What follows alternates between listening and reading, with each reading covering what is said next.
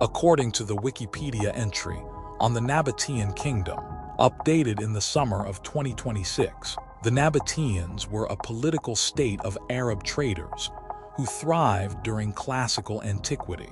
Their capital, Petra, was carved directly into rose-colored sandstone cliffs in what is now southern Jordan. The record notes that this kingdom was slowly surrounded by the expanding Roman Empire. But here is what that dry encyclopedia line does not tell you. A wealthy, sophisticated civilization that controlled the ancient world's spice and incense routes simply faded from history, its glittering capital abandoned to the desert. No great war destroyed them. No single catastrophe wiped them out. And yet Petra, once home to tens of thousands, became a ghost city swallowed by sand for over 1,000 years. To understand their fall, you must first grasp their genius. The Nabataeans built their empire in one of the driest places on Earth, yet they engineered water systems so advanced they seem almost impossible. They carved channels, dams, and hidden cisterns across the desert, capturing every drop of rare rainfall. This allowed a city of perhaps 30,000 people to flourish where nothing should survive. They turned scarcity into staggering wealth, controlling the flow of water like others controlled gold. Their true power lay in trade.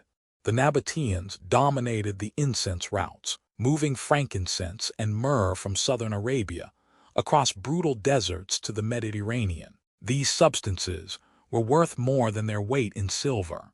As the kingdom grew, it profited from the decay of the Seleucid Empire, extending its borders northward over more fertile land. Petra became a crossroads of the ancient world, taxing caravans and growing impossibly rich. But that wealth made them a target, and empires do not tolerate rivals forever. The first cracks came through conflict. After an earthquake struck Judea, the Nabataeans rebelled and invaded, sensing weakness in their neighbor. But Herod immediately crossed the Jordan River to Philadelphia, modern-day Amman, and both armies set up camp against each other. Under their commander the Nabataeans fought fiercely. Yet these wars drained them, exposing a dangerous truth. This desert kingdom, for all its wealth, was surrounded on every side by hungrier, larger powers. Their independence was already a fragile illusion. Then came Rome. The Nabataean kingdom was slowly encircled by the expanding empire, which conquered Egypt and annexed Hasmonean Judea one piece at a time. For a while, the Nabataeans managed to preserve their formal independence, becoming a client state that paid tribute and kept its throne. But independence in name is not freedom.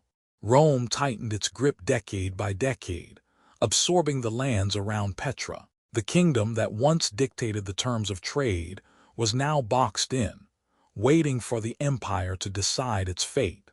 And then in the year 106, it simply ended. Rome annexed the Nabataean kingdom, folding it into a new province called Arabia Petraea. What is chilling is how quiet it was. There is no record of a great final battle, no dramatic siege of Petra, no slaughter written into the histories. The kingdom that had defied Herod and dazzled the ancient world was absorbed almost bloodlessly, a civilization erased not with fire and sword, but with a signature and a decree. Here is the truth history tends to bury. The Nabataeans were not destroyed in one blow, they were slowly strangled.